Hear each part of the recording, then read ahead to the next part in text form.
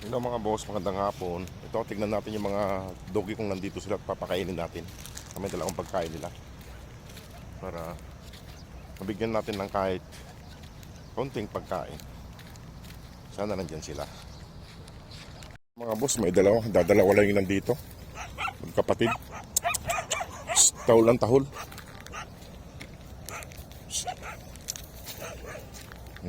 Tahol sila ng tahol. Ayan, lumapit na sila. Ayan. Dadalawa lang sila. Wala yung isa. Wala yung iba. Ayan. Ah! Wala yung iba. Wala yung iba. Wala yung ibang aso rito. Ayan. Ah! Tinatawag ko sila at bibigyan ko ng pagkain. Wala yung iba eh. Dalawa na yung nandito eh. Ayan o. Ito, halina kayo. Halina kayo, kakain na. Eh mga boss, may naglalagay dyan ng pagkain tsaka tubig. Ayaw na lang lumapit. May tinatawalan sila eh. Ayan o. Kumakain sila dyan. Dadalawa lang sila nandito. Yung babae wala rin. Baka nandun sila sa kanon nila. May tinatawalan sila dun eh. Ewan ko kung doon tinatawalan. Mga na to, desert dog na to.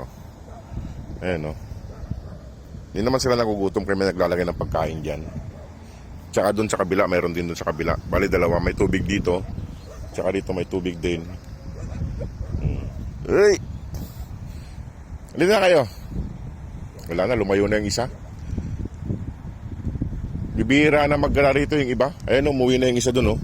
Doon inuuwian nila sa may accommodation doon sa kabila. Kaya, hindi natin sila makontrol. Hindi natin makontrol. Ayan sila. Layo na ng isa. Bumalik na yung isa, nandun. Mabusog siguro mga boss kayo ito. May dala akong pagkain nila eh. Mga busog siguro, ayun, oh. May naglalagay ng pagkain dito. Tsaka doon sa kabila, doon. Bali dalawang spot yung nilalagyan ng pagkain dito ng mga ibang lahi. May naglalagay.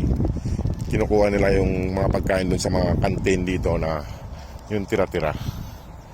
Ayan. Eh, ayaw nilang sumama. Mga busog siguro. Wala yung iba eh. Hindi ko alam kung nasaan yung iba. Baka nandun sa kinalalagyan nila, sa tirahan nila.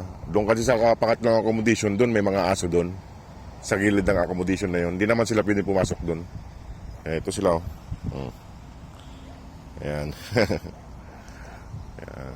O, sige mga boss at ayun, alis na. May nakitang tao. Sinusundan nila eh. O sige mga boss at ako'y na rin, aakyat na rin. Iniwan ko na lang yung pagkain doon para may makain sila tsaka tubig. O, sige mga boss, maraming salamat. God bless po.